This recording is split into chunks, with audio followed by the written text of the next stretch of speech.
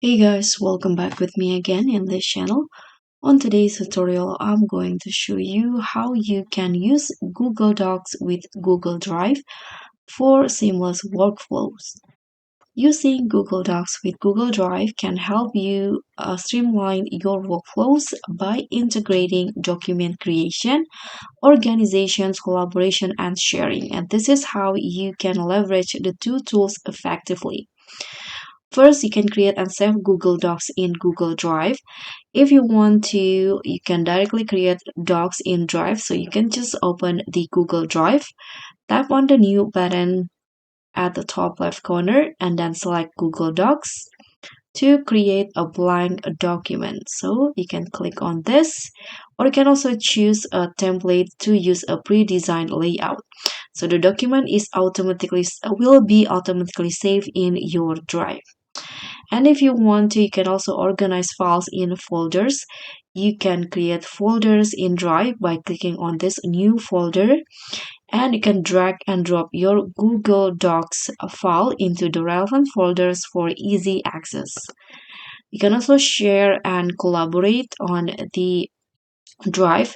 You can open a Google Doc and then click on the share button. So let's open a new file. Let's open the document first. Here you can share Google Docs by clicking on this share button at the top right corner.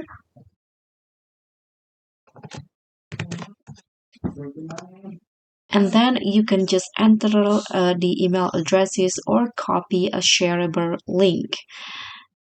This one you can add the the email's name, or also copy the link.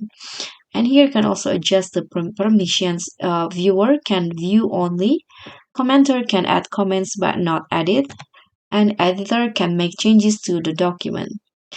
You can also use real-time collaboration, so multiple users can edit a Google Doc simultaneously, and changes appear in real time with each collaborator's edit highlighted. You can also use the built-in commands feature to leave feedback.